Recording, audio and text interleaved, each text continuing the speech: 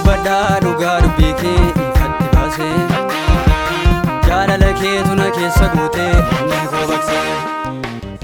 Kan dubbadhaa dhugaa dubbii kee ifatti baasee jaalala keetu na keessa guutee onnee koo baqsee. Dhimma kootu murteeffannoo gubbaarratti siin birmaduu baheeraa galatoomii ati.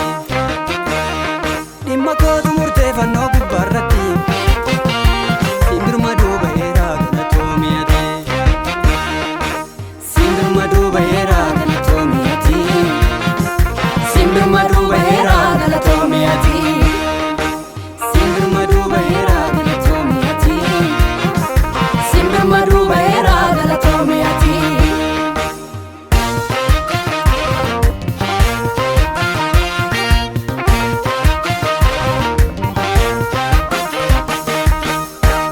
Hadhooftu dhuddeetu anaaf jireenya laatte ofii awwaalamtee du'a mootee kaatee ifaatti na baaftee. Yaadatamuun qabu seenaan kee inni fannoo gubbaa ati yaadatama akkamii kan dursee darbaa. Seenaan banne jira manaaf si gidduu ija koon argeera akka ati naaf yaaddu. Seenaan banne jira manaaf si gidduu ija koon argeera akka ati naaf yaaddu. Ija koon argeera akka ati naaf yaaddu. Ija koon argeera akka ati naaf yaaddu. Ija koon argeera akka ati naaf yaaddu. Ija koon argeera akka ati naaf yaaddu.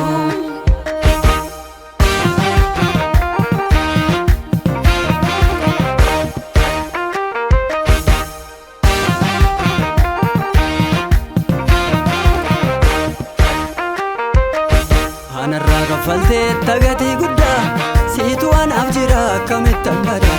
Fannoo irratti ol baatee xumurtee dhimma koo narraa fuutee baattee ulfaata baakoo adda jaalalli kee kabajamaa baakoo.